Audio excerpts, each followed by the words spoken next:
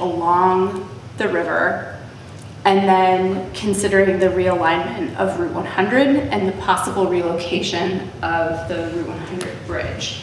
Again, we recognize the fact that these are going to be heavily influenced and dictated by VTrans, but if this is something that the town decides they're interested in and they want to pursue, you guys have the opportunity to give feedback to VTrans to pursue that.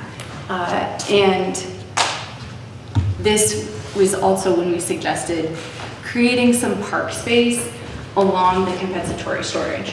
So the compensatory storage is going to be an area of risk, and any investment that you put in there could be lost, but it doesn't mean it's not worth improving. And so there are opportunities to add vegetation and smaller structures that you may lose, but still will create a nice space for people to visit.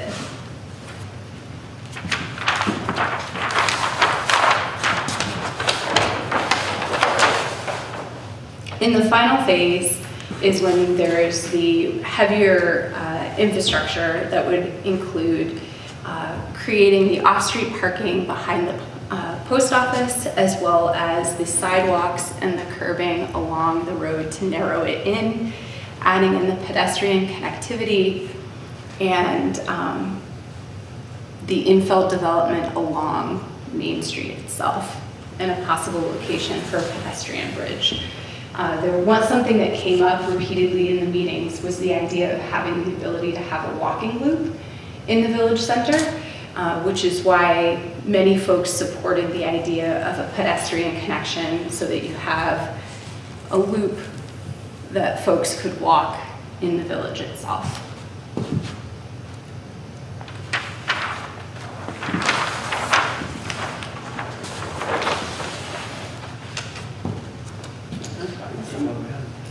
Would you like us to talk about the alternative location for the village, which I know is very contentious?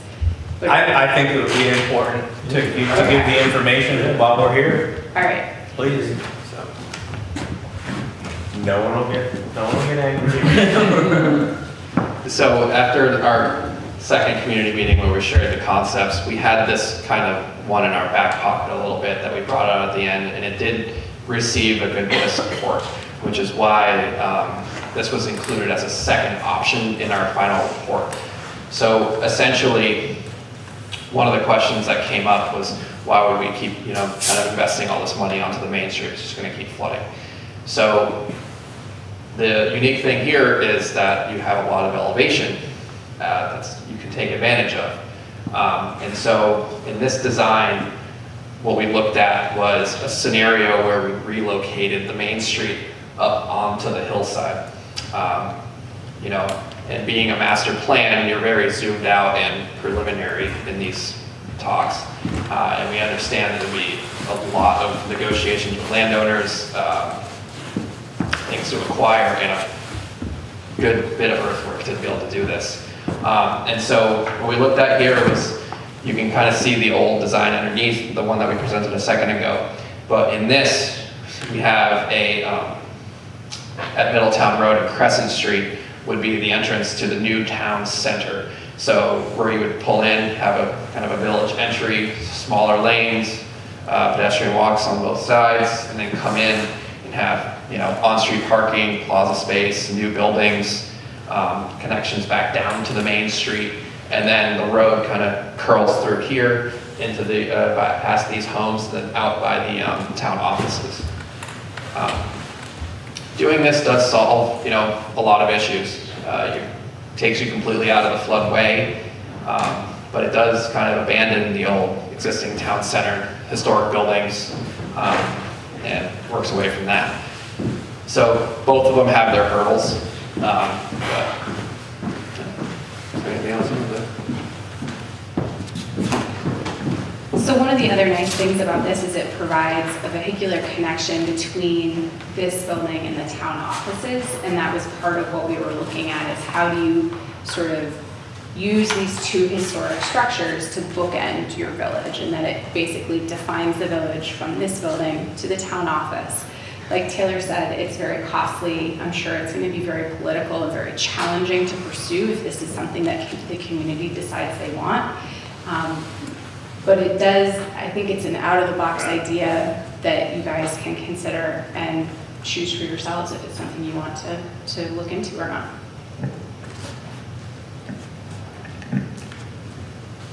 And that's about all we had for this part of the presentation. I think we were hoping to open it up to questions, comments.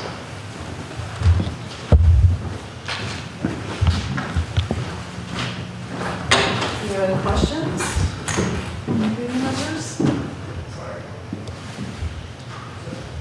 Remember, this is all food for thought, and all this work that they've done up to this point and the people in town have done is necessary to create a forum for discussion. And I think there's a lot of great information here, although controversial perhaps.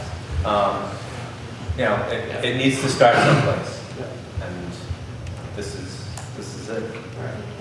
And, you know, one good way to look at it too is we're looking at alternatives here. So, you know, if it's an alternative that doesn't end up working, it's still an alternative that was explored. Sir? My name's Pete Cobb.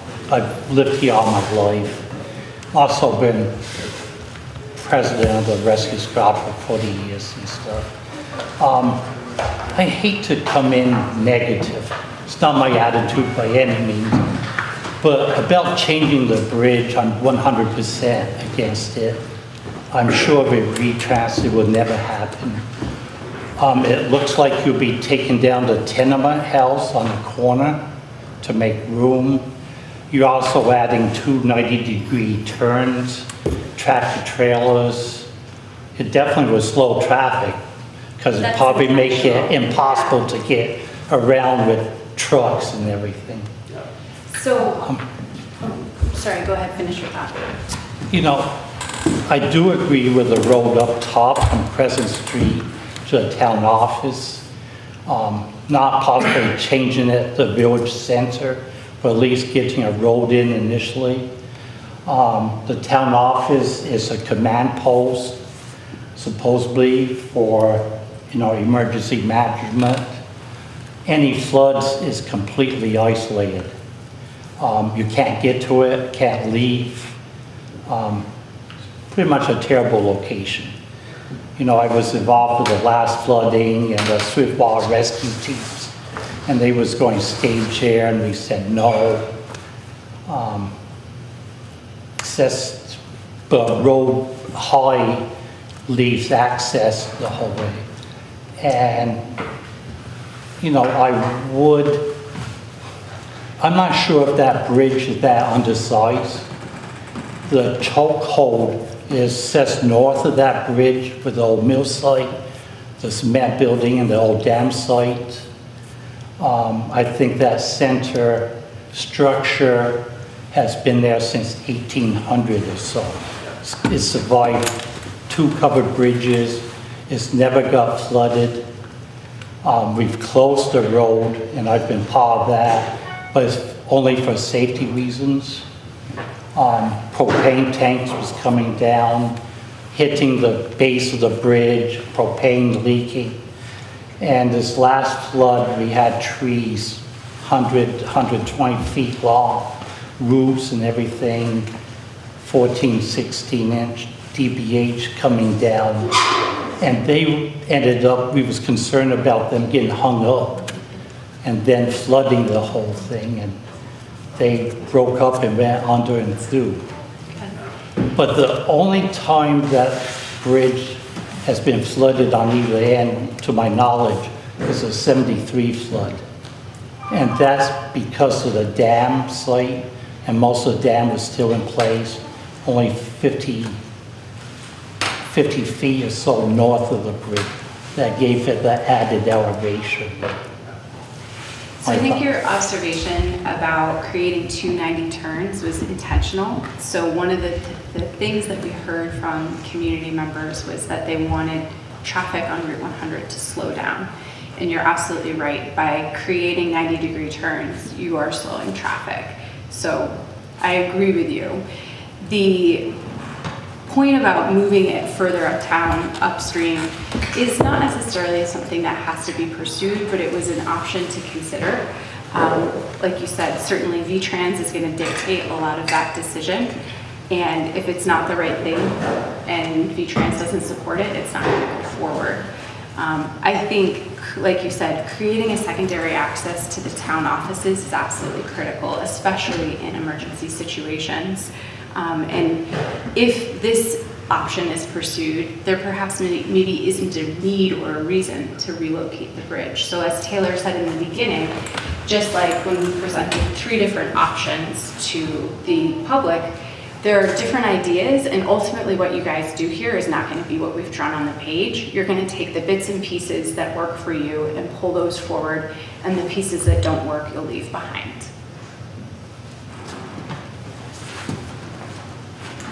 So one of our planning members is out, she wasn't able to make it. So she had a question.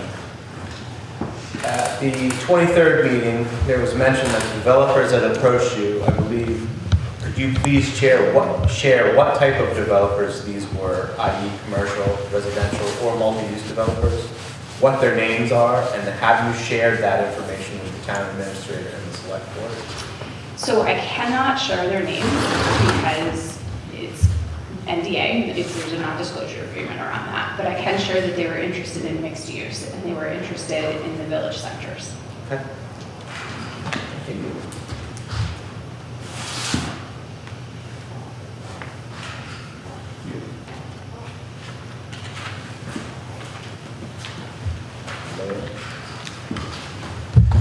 So she also. Go ahead. I happen to live across from the pedestrian bridge that's proposed opposite School Street. So I'm wondering if there's been any consideration of moving that up or down. I honestly think the best thing to do is have a study done about where it would be placed, because you want to place it in a location that's not going to, just like we talked about with the vehicular bridge, you don't want to put it in a location that's going to increase flooding.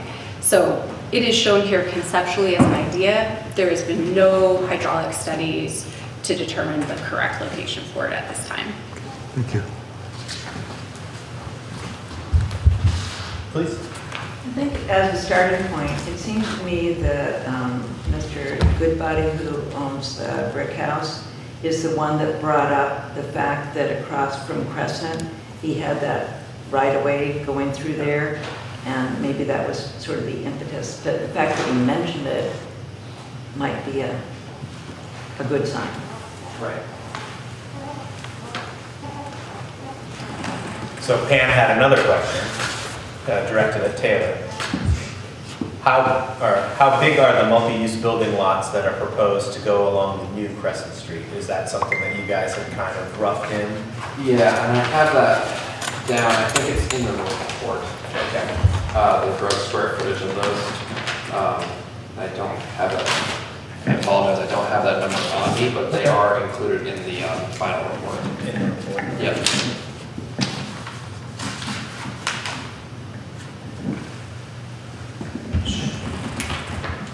Go ahead. Also, wasn't there some discussion about maybe relocating some historic buildings up there and saving?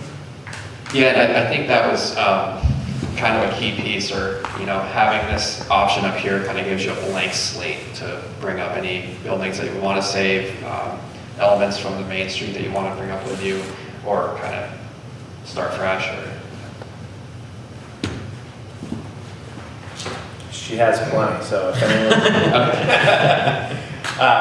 Are there any wetlands or conservation lands in that area? I believe that the Goodbodies mentioned that there is a stream behind their house. So I'm wondering how that affects your design. yeah, there likely is, given the topography, given that this is a wet area that's draining down into the river here, there likely is. Since we are so zoomed out in this kind of study, you know, that's not something that we're looking at right away, but if these plans were to develop further, there is a lot more design and reporting and engineering that needs to go into these, specifically looking at the environmental constraints as well. This is more zoomed out, broad picture, thick pen kind of ideas.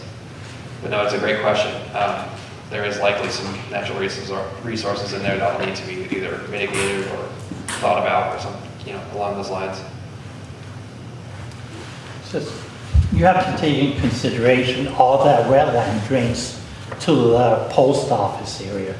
So it's not huge by any means.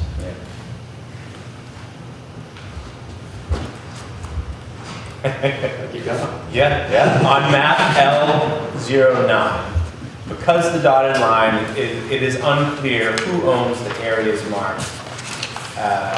AST 1100 and 1150. Could you please clarify that property boundary? This one. So I think, can I ask a clarifying question? Yeah, sure, if I can. Is the question that the limits of the study go through a piece of property where there is not a parcel line? And what part, like who owns that parcel? It appears that's what she's questioning because of the dotted line. Okay. I do not know the owner of that parcel, and I will say that we did make some executive decisions to cut through a few parcels. Again, when we were focused on creating a village center where the existing Main Street is, thinking about that quarter-mile walkable radius, this entire parcel here wouldn't be relevant to that quarter-mile walkable radius. Likewise, this parcel down here, so the boundary cuts through those two parcels. I think there may be another one too. I think it's this property in question, I believe this is the Peabody land end up here. But we kind of, like Srini said, made the decision to kind of come straight across. So focus on this area because it is very steep in here too. It kind of jumps up to like 50, 60 feet there. I'll keep going. Yeah, sure. At what point the narrowing of Main Street / Thompson Bridge Road does that start, and at what point does it end?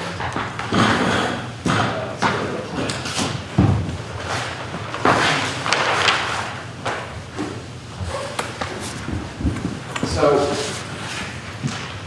we are showing, in this one, we're kind of showing just within the project vicinity here. So what was that thick dashed line that we showed earlier? So on our plans, we're showing that this just continues along down Main Street and kind of starts to taper off after the connection to the town offices.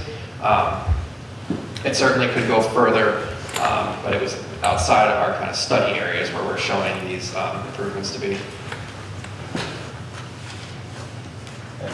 How wide is the road now?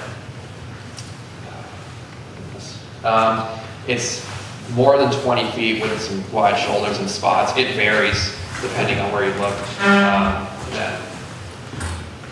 Since when you're doing these kind of master plans, you have to really make some assumptions. We didn't have, we weren't working off surveyed plans. We're working off aerials, stuff that we get from GIS sources online from Vermont.gov. And so there is a degree of precision that's a little bit less than it would be if we were doing a plan for construction. And especially when you're drawing and you have these lines like this, when you're a little bit zoomed out, the pen itself can be 5 or 10 feet wide. So based on what we looked at, there was areas where it was wider than 20 feet with some shoulders and spaces. There were some areas where it was a little narrower, with less of a shoulder as well. So we tried to kind of make it uniform and consistent throughout our design here.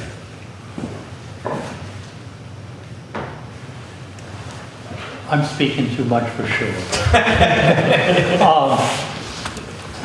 On this proposal, you want to add buildings along Middletown Road. We're trying to get rid of buildings along Middletown Road to increase parking for solo. I'm a trustee of the church. Yep. So we're trying to get rid of the old Melody House, increase parking that would be for solo, for the town hall, even here. It's Yeah. easily walkable. Okay, understood. I think we looked for, in this area, especially on this section of Middletown between Crescent, we looked at buildings here because of the steepness of the site, the fact that there was buildings there previously. Parking on the slopes is kind of not the best bang for your buck. You know, there's areas where you need to do it, but it's a lot of earth moving to get the sites really flat, and to be able to fit a number of cars in for, you know, well, expensive.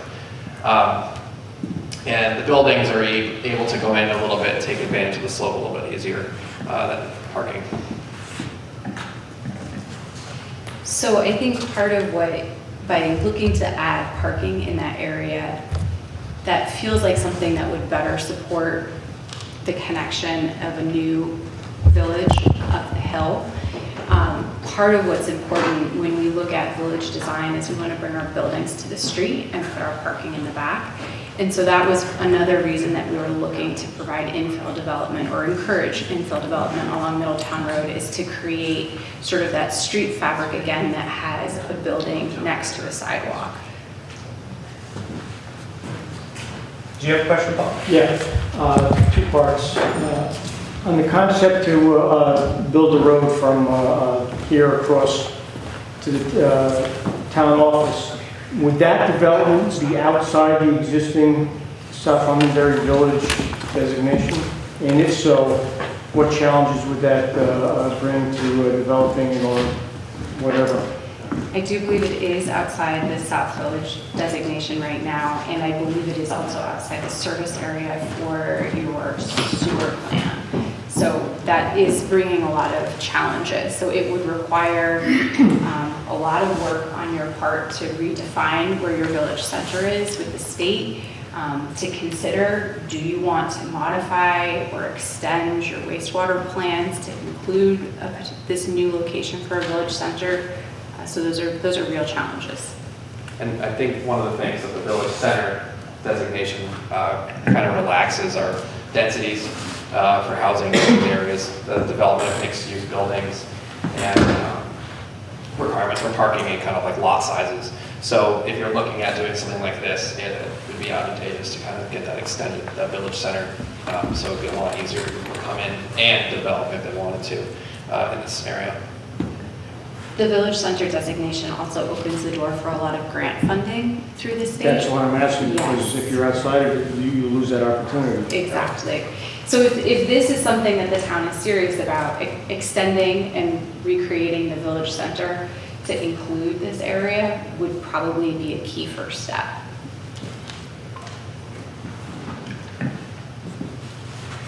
Yes, Mary? 2 things to keep in mind. One is that by even doing this study, we encourage state, federal, and county curiosity about what our town is doing, and thus encouraging that we have this base map for what we potentially might want to do, or just little elements of it that we might want to do, increases their support for doing that type of thing. Another point is by increasing our buildings along Middletown Road, if we want to encourage investment of small businesses, medium businesses, that attraction adds to our tax base, and thus I'm not sure they'd go down, but they certainly won't go up, because we'd have businesses that find it attractive to be here. Thank you. Any more questions for us? We do, I do, or she does. But we're getting close to the end of the meeting, so I would encourage, if anybody has any other information or question, yeah, I please. just have one, where the new proposed bridge will move, like, you know, it's right at the edge of the map. Have you looked beyond that basically edge of the map where you put that bridge? No. Oh.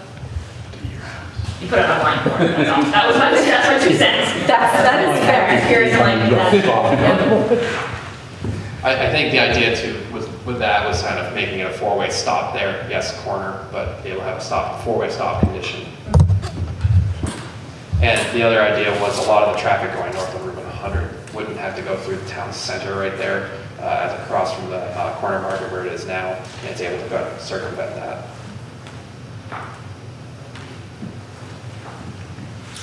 Have you talked to V-Trans about the Route 100 bridge? Do you know if it's up for replacement? So Bruce actually reached out to V-Trans and had a lengthy conversation with that. It is on the list for replacement. It's not going to be next year. It's not going to be probably in the next 5 years. I think it was in the 10-year range. Is that what it was, Bruce? They 10 just said plus. it's not within the 5-year range unless the state representative gets involved, and that might boost, make it sooner. But they definitely are displeased with the roadbed especially. The DOT people I talk with, but they say that superstructure underneath is pretty solid. Also, the 90-degree corners is a disaster. Yeah, it's a For- trade-off that you guys have to choose, you know, the ease of vehicular movement for commercial traffic versus creating traffic calming and a walkable location are in direct conflict with each other. With plowing and then any large trucks that come through, you're going to create a, they can't swing that. You're going to take up both lanes. So you're just creating a not a good scenario. Well, especially since we've seen all the overflow truck traffic from Woodstock. It's not going away anytime soon. And again, they had been given some input based on what was going on there, and it's good food for thought. I mean, thinking about it, this is what this is all about. Is something needs to change. Because you were told to design that to slow the traffic, and that's why you did it. Yeah, and part of the thought process was if you pull the commercial traffic away from downtown, allow the roads that will be servicing those larger vehicles to be larger, to be wider, and then create the roads in the village center itself to be smaller, the thought is hopefully there won't be as many dump trucks, there won't be as many tractor trailer trucks going through the village center itself. But they still will be on that bridge. It's still a main. Yeah, I don't think that the bridge is going to get narrowed. I think the bridge will have to be equally as wide, if not wider. Sir? I just had a question about the current bridge. When people come down that hill, what's causing that rippling?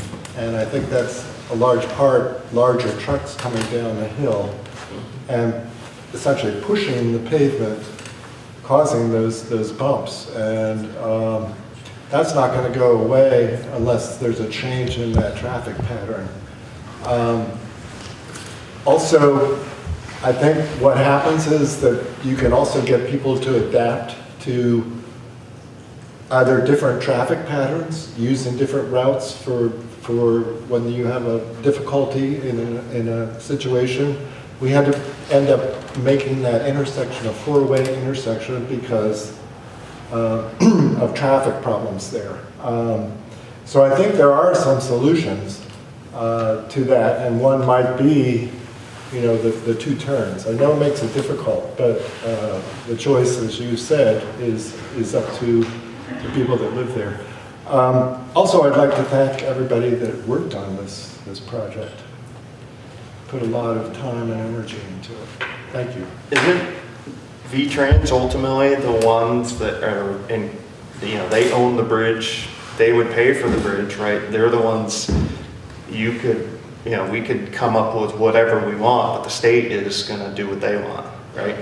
Yes, that's accurate. V-Trans and the state are very cognizant of the fact that they need to help the villages of Vermont to become more resilient. And so I know that V-Trans is working on hydraulic studies to upsize bridges, and I know that there's a lot of focus at the state level of how do we build resilience for our villages. And that's the approach that I would recommend you guys take when you approach V-Trans is You guys are seeking to create a village that's more resilient, that will, in the long run, require less state funding to continuously repair.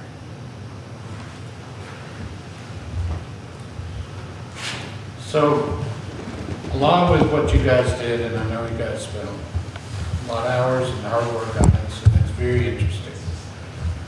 We're going forward with a FEMA long-term recovery workshop that just started. I think a lot of what's going to come out of that is going to dictate whether or not any of this is valuable. And we're also currently still working on our zoning bylaws. And we're making progress on that. That's also a lengthy process which requires us to be meticulous. But this is, you know, when we get to the other end of the tunnel on all this stuff, it could be totally very different things we're coming up with. And my message to the people would be to be patient. And, you know, we're doing a lot of our meetings on Zoom now. Maybe watch a meeting, see what we discuss when we're discussing these things. I think the FEMA workshop is going to be vital. To me, that's the meat and potatoes of all of it. The flood is the big fly in the ointment for us, the river. And, you know, it's too bad none of us were around, you know, 200 years ago when they were building the first houses and the first roads, but that's where people got their water, you know. So I, for one, appreciate what you did for us and the folks that worked with you on this. Thank you for coming. Thank you. Thank you. We're wrapping up here. Any last questions for them? Okay. Well, thank you so much. This has got, you know, we have a lot to think about. And Thank you all. all right, thank you.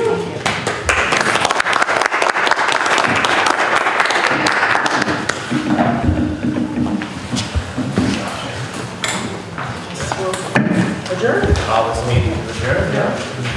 Thank you, everybody. Thank you all for coming.